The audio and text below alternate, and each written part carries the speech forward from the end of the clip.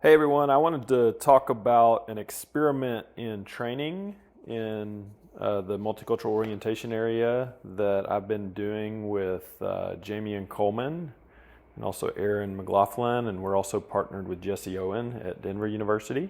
So I have a link to a more formal talk that Jamie gave at the MSTAR Center mini conference last May.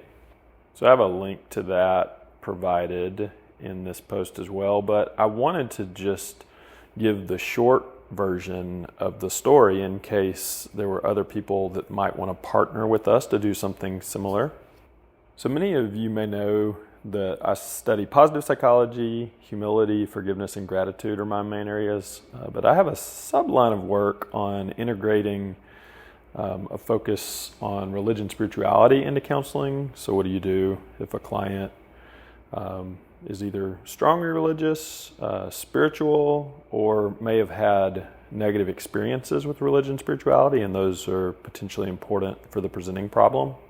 So an interesting thing about getting older is you're able to kind of look at things that have been stuck for a while, and the conversation about training in the area of religion and spirituality has been in a similar place for the 20 years that I've been in the field. And the point of kind of stuckness is that people who are interested in this area think that it should be given more importance. And, they see that a lot of people are religious. A lot of people that aren't religious are spiritual but not religious. But there's a strong spiritual yearning, and when they go through things like trauma or are going through developmental transitions, there's a strong desire to kind of find existential meaning. And then there's a whole set of people that live in cultures that are strongly influenced by religion, and they may have experienced hurts or exclusion related to religious communities. And so attending to, kind of the larger context, religion within the family, those kind of things is pretty key to understanding someone's presenting problem and working with someone effectively. So there's been a general frustration that, among people who think this is really important. Why is it that people who don't think it's important aren't more motivated to kind of really address this need, this training need? Because it turns out a lot of people go through their counseling programs or their psychology training programs, and they get to the end and they report like, wow, as I'm starting to get into my clinical work, I needed more training in this area. So we've known that for a pretty long time, and yet, for the most part, if you look at various surveys, there are programs that are explicitly focused on religious accommodation or integrating spirituality into counseling, and those programs are kind of an exception. They give a number of courses, and it's kind of infused in their curriculum. But otherwise, it's pretty hit or miss what kind of training people get. It's possible that they might have a lecture in a multicultural course, but they might not. And then it's possible that supervisors would attend to this area, but it's fairly common for people to report that doesn't happen. So this has all been pretty consistent, and despite hand waving and various things, there hasn't been a lot of movement. So the main point of this story is to kind of illustrate a way of thinking about case conceptualization for clients and extending it to thinking about how second order change might happen with the system. So I'm going to use this problem that people are frustrated about and illustrate how you can apply principles of case conceptualization to come up with a way of engaging this issue. So my mentor, Everett Worthington, in his book on forgiveness, he wrote a chapter on short-term therapy, and Ev taught a course on theory and kind of conceptualization, and so I recognized some of this content from what he had told me about that course.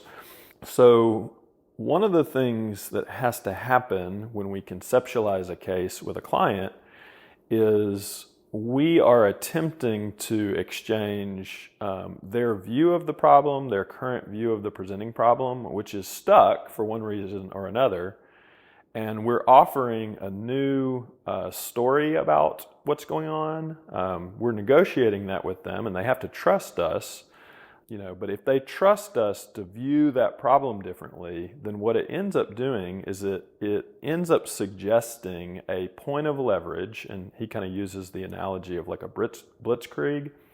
So it suggests that if you were to apply maximal focus and attention to addressing change in one particular area, then it would initiate a chain reaction, and there would end up being second order change. And so that's one way of understanding any brief therapy approach, is giving the clinician a story about where to focus attention and look for there to be a point of leverage.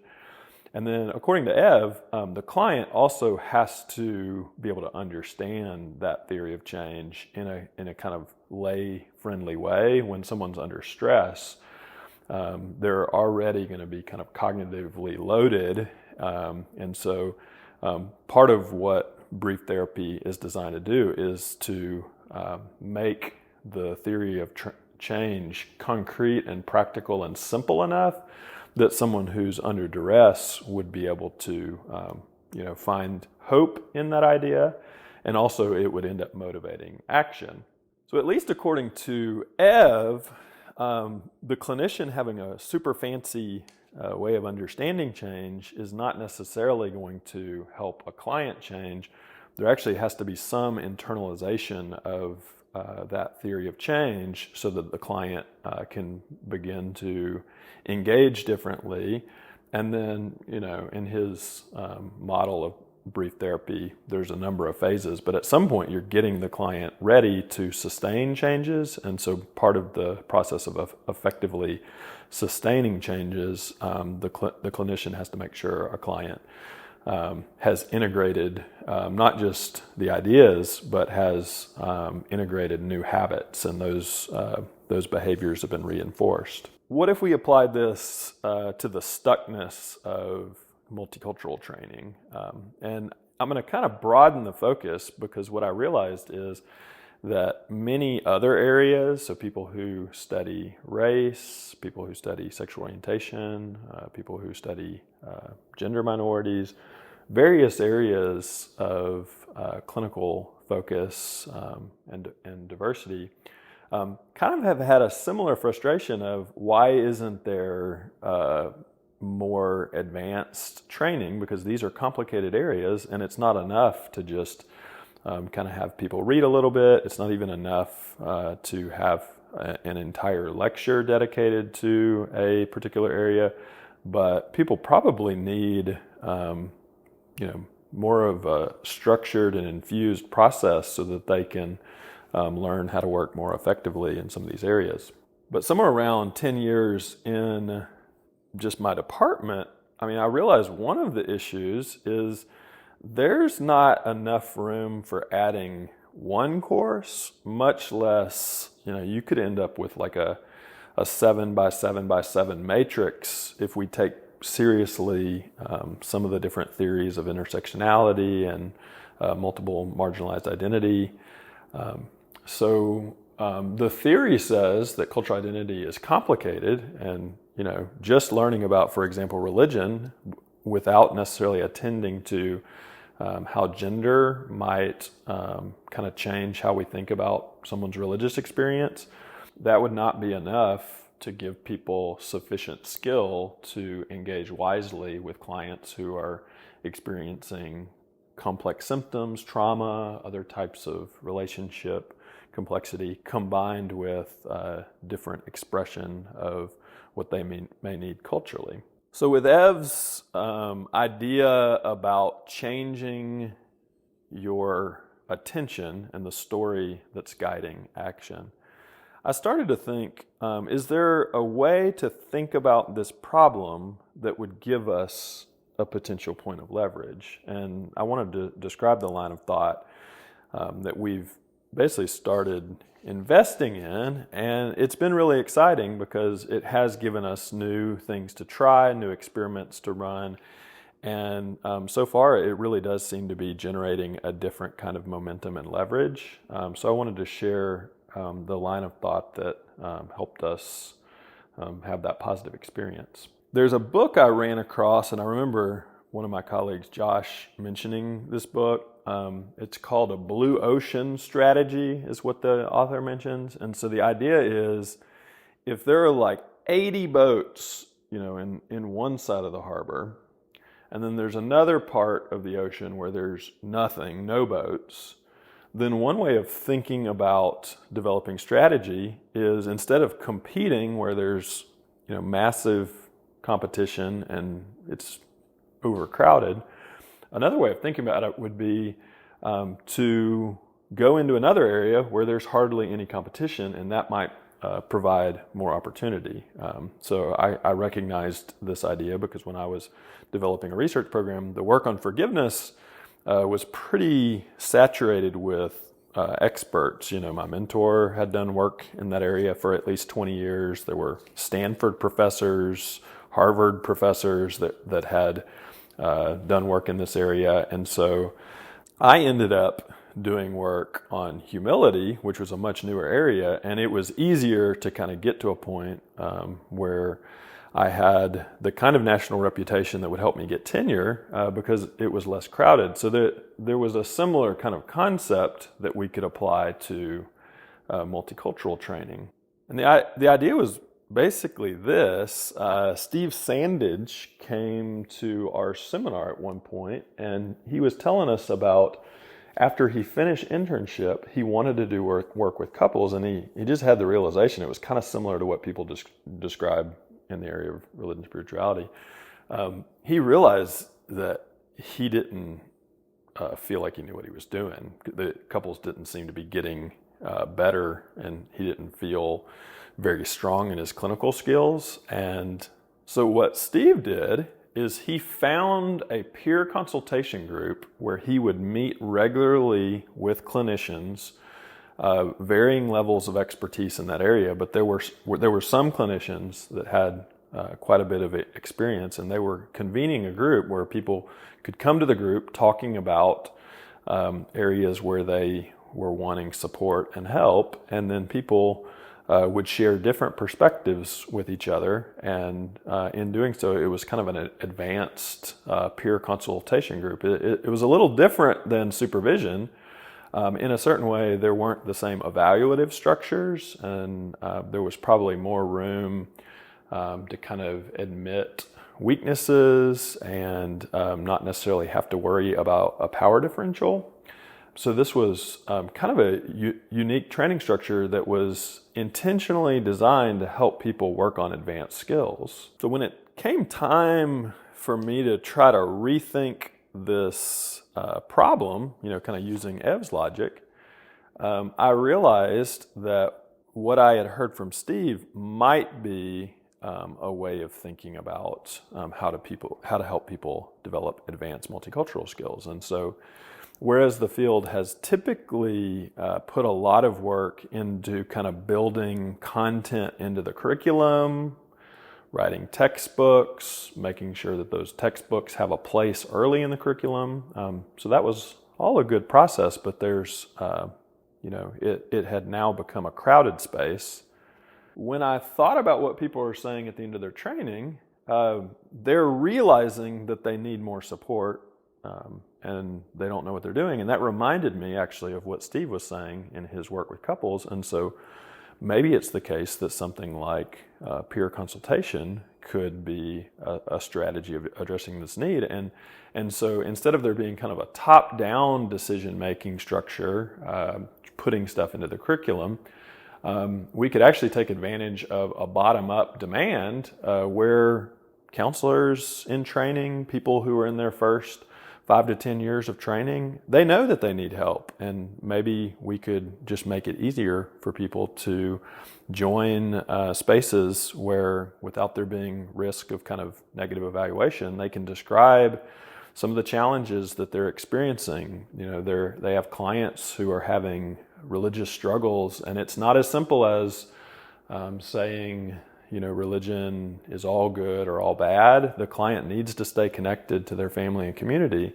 But there is a very nuanced and challenging process, and their religious and spiritual identity is integrated into the presenting problem, and it's, it really taxes our own expertise and skill, because we're not really entirely sure how to help, and we don't know enough about some of the specifics of the religious culture that we're dealing with to really even know what to do.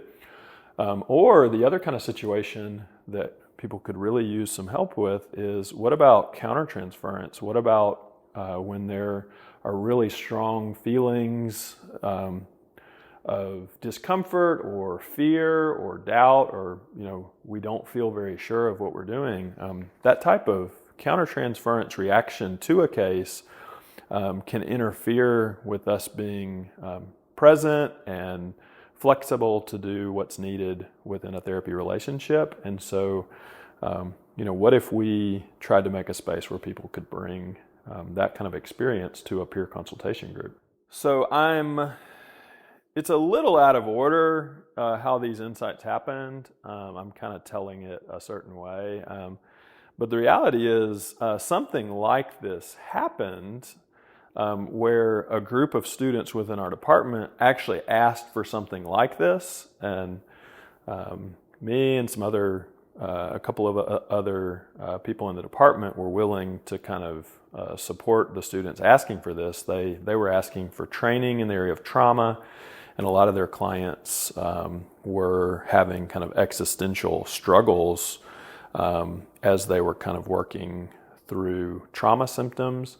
And people were having trouble in supervision getting what they need, and so they were asking for the program to kind of help. So I could talk quite a bit about this group. It was one of the most rewarding, educational training, continuing ed experiences of my career. What I will say is that group kind of organically formed a process of dealing with those kind of questions. So we bring something where we're stuck and we're not quite sure what to do. And we ended up developing a process where you would talk about the case, then you would go and actually ask for perspectives from a number of people. So you might talk to, if the client was religious, you might talk to a religious leader from that tradition. You might talk to an academic that had, belonged to a similar community. We might talk to other people that we knew within the department, and we would get a variety of perspectives. The student would then write up some of that information from that perspective taking, and then we would come back and talk about it again. And we would end up generating a note that would go back to supervision, and that was mainly just to keep the boundaries really clear that this was not supervision, but the student was doing some additional work and engaging a different structure, but then some of those ideas would then get brought back to the supervision process. We found that process really, really helpful. But all of the students were also training to be either counselor educators or counseling psychologists. So we also started to think about what are some other ways where we could experiment with how training occurs so that we shift from there being kind of this free-for-all competition for course time even before people are sitting with clients, and start to shift the focus to what are some structures that as people encounter challenging situations, it would just feel easier to say, hey, I'm not sure what I'm doing. I'm experiencing cultural discomfort. That's kind of language within the MCO framework. And then that would actually just be a more natural part of training. So I'll kind of give you one example of what we came up with, and this is what we built into this Stetson grant.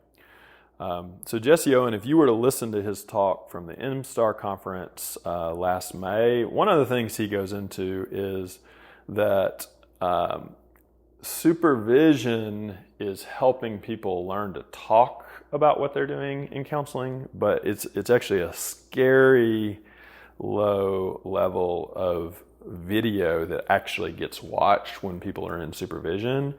And so if someone's very verbally intelligent and, kind of fluent verbally and socially, it would be possible for them to seem competent in supervision, and be able to talk fancy words about what they're doing, but no one knows exactly what's happening in session. And so Jesse and some of his work, and also research, part of what people are doing is they're starting to integrate deliberate practice ideas into training. And so the concept there is we need to watch real sessions and kind of catch moments. And so there are ways that he's exploring, even potentially using AI to kind of track markers of things happening in session that might be worth looking at, and to just kind of streamline the process of attending to when there might be kind of shifts in the vocal tone of the clinician. And so, okay, we probably ought to see what happened there. But then the other part is just in training, it would be possible to have people watch short, 30-second to 3-minute clips and react to them and practice and get feedback. And that could, that kind of short-term practice and reaction could end up being a way of helping people move from cultural discomfort to greater cultural comfort. So based on this kind of blue ocean strategy, we shifted how we were thinking about this. We had this very positive experience with peer consultation, and we were like, well, you could actually do that. You could give a broad library of challenging cultural situations, and you could involve students in even creating some of that content. And what if we had a huge library of videos that could be used as case study content in teaching or in supervision courses as people are kind of going through practicum requirements. They could be integrated into trainings for continuing education after people have graduated. And so Bruce Wumpold has a platform called TheraView that has something like 900 plus of these videos that already exist, and it automates people. If you have a laptop, you can lay out 5 to 10 videos for someone. They can practice. It automates taking the video using the camera on the laptop, and then it also automates giving the opportunity for an instructor or a supervisor to give feedback on that practice. So what we've done in this grant is we've just built this, skills practice into the program data of some of the programs in our department. And so when people go through their helping skills course, at the beginning and the end of the course, we get practice videos of them kind of handling challenging cultural situations. At the beginning and end of people's practicum internship experience, we get behavioral kind of practice videos. But what's really exciting about this shift is we also realized that this would be a way for us to help early career professionals who are designing new courses. So one of the things that I've started to do with Jesse is I created a Google slide deck where I would take a screenshot of some of the different MCO videos that we have. And so you could kind of look in there, and in the notes of each PowerPoint slide, it has information about this case, a description, and we can potentially even leave notes of different ways that you could use these cases in your teaching. And so the vision would be, imagine there's really no course. If I was prepping a new course within a K-CREP curriculum, I'm teaching group, or I'm teaching appraisal or lifespan development.